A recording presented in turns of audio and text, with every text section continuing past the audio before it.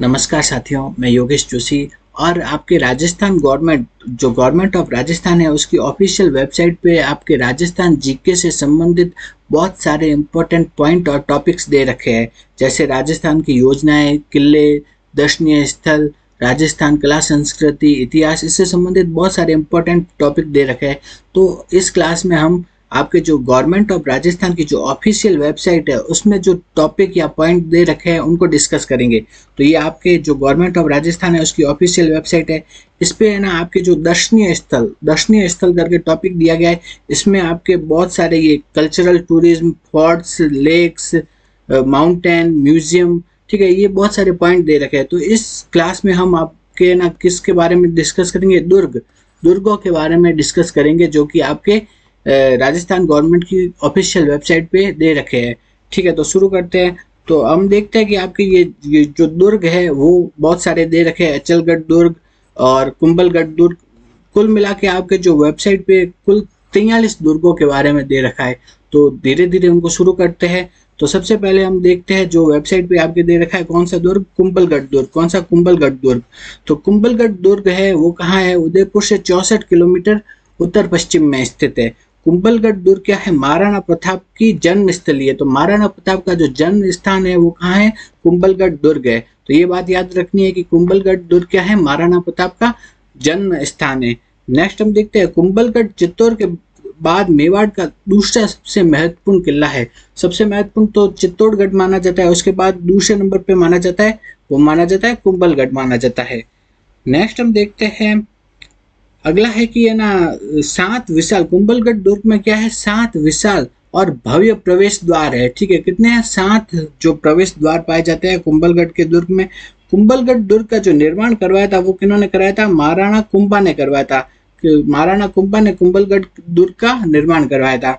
ठीक है, और कुंभलगढ़ दुर्ग में क्या है? एक 36 किलोमीटर लंबी दीवार स्थित है और यह दीवार इतनी चौड़ी है कि इसमें 8 घोड़े सवारी कर सकते हैं। लगभग 8 घोड़े यहाँ पे सवारी कर सकते हैं, इतनी चौड़ी भी दीवार है। तो चीन की दीवार के बाद यह दूसरे नंबर की लंबी दीवार है। ठीक है, तो कुंभलगढ़ दुर्ग के अंदर के भीतर लगभग 360 मंदिर स्थित है। कितने? 360 मंदिर स्थित है कुंभलगढ़ दुर्ग के अंदर। तो कुंभलगढ़ दुर्ग के बारे में आपके गवर्नमेंट ऑफ राजस्थान की वेबसाइट पे जो टॉपिक दे रखे हैं वो देख लिए। कुंभलगढ़ के बाद आप देखते हैं नागौर के किले के बारे में आपके दे रखा है कि नागौर का किला कौन सा है? एक रेतीला दुर्ग है। ठीक है, अपन को पता है रेतीले दुर्ग को क्या कहते हैं? धानवन दुर्ग। ठीक है, तो ये एक रेतीला दुर्ग है। जो नागौर के दुर्ग में क्या है? तारकीन दरगाह पाई जाती है। कौन सी है? तारकीन दरगाह है, जो कि अजमेर दरगाह के बाद सबसे प्रसिद्ध दरगाह कौन सी है? तारकीन, जो कि कहाँ स्थित है? नागौर में। नेक्स्ट है कि मुसलमानों और सूफियों के लिए यह एक पवित्र स्थान है। कौन सी दरगाह? तारकीन की दरगाह मुसलमानों और सूफियों के लिए एक पवित्र स्थान है। नेक्स्ट हम देखते हैं सेजी का टंका भी यहाँ पे स्थित है।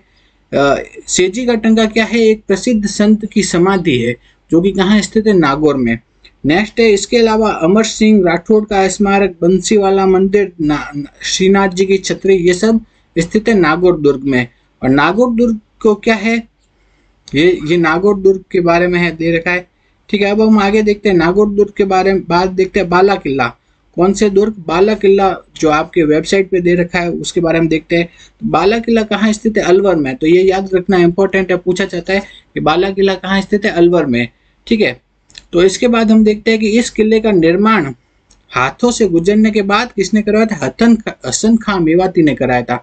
तो बाला किला का निर्माण किसने करवाया था? हसन खां मेवाती ने। नेक्स्ट देखते हैं कि 1775 ईस्वी में अलवर के संस्थापक महाराव राजा प्रताप सिंह ने इसे जीत लिया। ठीक है, तो अलवर के संस्थापक कौन थे? महाराव राजा प्रताप सिंह। कौन थे? राजा प्रताप सिंह थे अलवर के संस्थापक। बाद में उन्होंने इस किले को जीत लिया और इस बाला किले का निर्माण किसने करवाया था? हसन खां मेवाती ने करवाया था। तो ये हो गया बाला किला के बारे में जो इम्पोर्टेंट पॉइंट। आगे देखते हैं कि बाला किला में क्या है? जय पोल, चांद पोल, किशन पोल, अंधेरी पोल, सूरज पोल, लक्ष्मण पोल, इस नाम से कितने? 6 प्रवेश द्वार है। कितने? बाला किले में कितने प्रवेश द्वार है? 6 प्रवेश द्वार है, और जिससे कि इस किले में प्रवेश किया जा सकता है। उसके अलावा जल महल, निकुंभ महल, सलीम सागर, सूरज कुंड, कई मंदिरों के प्राचीन काल की भविष्य शैली को दर्शाते हैं। ठीक है, ये आपके हो गया बाला किला के बारे में। तो बाला किला कहाँ है? अलवर में, जो आपके वेबसाइट पे दे रखा है। नेक्स्ट हम देखते हैं चित्तौड़गढ़ का दुर्ग। कौन सा? ये आपके देख रहे हो जो वेबसाइट पे चित्र दिया गया है चित्तौड़गढ़ के दुर्ग के बारे में। चित्तौड़गढ़ का दुर्ग क्या है? एशिया महाद्वीप का सबसे बड़ा किला है। तो एशिया महाद्वीप का सबसे बड़ा किला कौन सा है? चित्तौड़गढ़ का दुर्ग है। नेक्स्ट हम देखते हैं कि चित्तौड़गढ़ का दुर्ग है वो क्या है? उस पर पहले गुहिलों ने इस किले पर शासन किया, बाद में सिसोदिया वंश ने इस किले पर शासन किया था।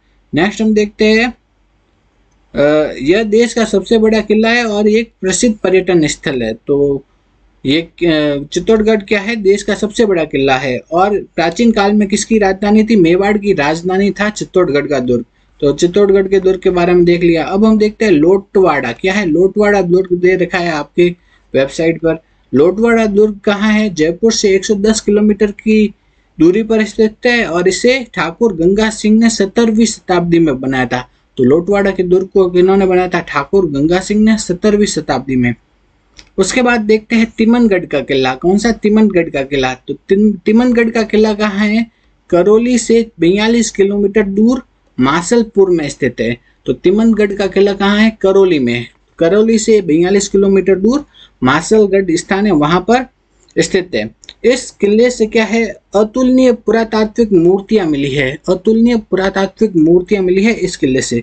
नेक्स्ट है कि जो इस किले के निर्माण के बारे में हम देख लेते हैं कि ना, जो हिंदू कैलेंडर के अनुसार जो 1244 ईस्वी में यदुवंशी शासक तिमनपाल ने इस किले का निर्माण करवाया था। तो यदुवंशी शासक तिमनपाल था, उन्होंने तिमनगढ़ किले का निर्माण कराया था 1244 विक्रम संवत के अनुसार।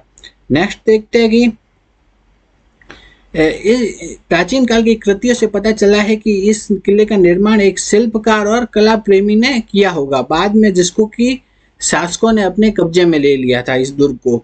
तो नेक्स्ट देखते हैं कि किले के अंदर क्या है? बाजार, फर्श, बगीचा, मंदिर और कुएं के अवशेष मिले हैं। ऐसा लगता है कि पूरा का पूरा शहर कहाँ था? इस किले के अंदर स्थित था। तो ये कौन सा दुर्ग हो गया? ये हो गया तिमनगढ़ का दुर्ग। तिमनगढ़ के दुर्ग के बाद अपन देखते हैं कि कौन सा किला? जूनागढ़। जूनागढ़ दुर्ग के बारे में देखते हैं। तो जूनागढ़ दुर्ग है, उसके बारे में देखते हैं। तो जूनागढ़ दुर्ग कहाँ स्थित है? बीकानेर में। और इसका निर्माण किन्होंने कराया था? राय सिंह ने 1593 ईस्वी में कराया था जूनागढ़ दुर्ग का नाम। ठीक है। तो और नेक्स्ट है कि जूनागढ़ किले में क्या है? चंद्र महल, अनूप महल, डूंगर महल, हवा महल, गंगा महल, दीवाने खास, ये सब स्थित है जूनागढ़ दुर्ग में। तो नेक्स्ट हम देखते हैं कौन सा? दुद्दू का किला। कौन सा? दुद्दू का किला, जो आपकी वेबसाइट पे दे रखा है।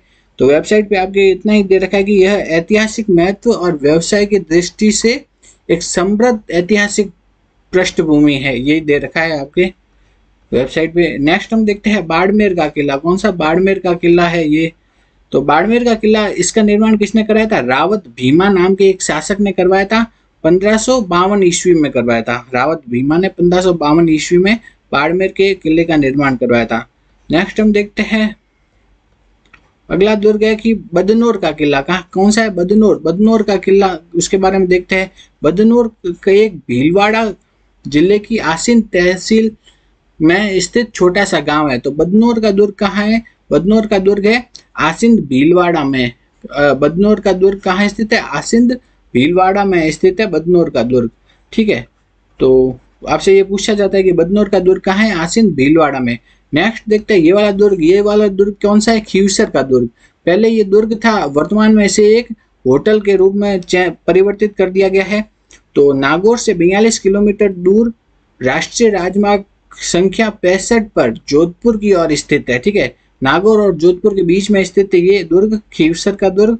और ये क्या है? 500 साल पुराना है और जो वर्तमान में इसे होटल में परिवर्तित कर दिया गया है। ठीक है। नेक्स्ट है कि मुगल बादशाह औरंगजेब कभी कभी यहाँ रहा करता था। ठीक है, ये लिखा गया है आपके वेबसाइट पर। तो इसके बारे में ये हो गया नागौर या खीवसर का दुर्ग हो गया। उसके बाद देखते हैं कुचामन का दुर्ग। कुचामन का किला, ये कौन सा दुर्ग है? कुचामन का दुर्ग है। तो राजस्थान के सबसे पुराने और दुर्गम किलों में एक कुचामन का दुर्ग प्रमुख है। ठीक है। तो कुचामन का दुर्ग अपनी अद्वितीय जल संचयन प्रणाली के लिए फेमस है। जोधपुर के शासक यहाँ अपने सोने चांदी की मुद्रा डालते थे। तो जोधपुर के शासक अपने सोने चांदी की मुद्रा ढालने का काम कहाँ पे करते थे? वो करते थे कुचामन के दुर्ग में। नेक्स्ट हम देखते हैं, तो ये सब हो गया कुचामन का दुर्ग। कुचामन के दुर्ग के बाद में हम देखते हैं शेरगढ़ का किला। कौन सा? ये दुर्ग है शेरगढ़। शेरगढ़ का किला कहाँ स्थित है? तो शेरगढ़ का किला कहाँ है? 12 से 65 किलोमीटर दूर अटरू तहसील में स्थित है। तो शेरगढ़ का दुर्ग कहाँ है? 12 में स्थित है। नेक्स्ट हम देखते हैं कि शेरगढ़ का दुर्ग है वो कौन सी नदी के किनारे स्थित है? परवन। परवन नदी के किनारे स्थित है शेरगढ़ का दुर्ग। नेक्स्ट कि सूरवंश के शेरशाह ने क्या है, मालवा शासन के दौरान इस किले पर कब्जा कर लिया था। तो शेरगढ़ नाम क्यों पड़ा? क्योंकि उन्होंने इस पर कब्जा कर दिया था। ठीक है, शेरगढ़। नेक्स्ट है कि है ना, सामंत देवदत्त ने 790 ईस्वी में यहाँ पे एक क्या मठ और एक बौद्ध मंदिर का निर्माण करवाया था शेरगढ़ दुर्ग में।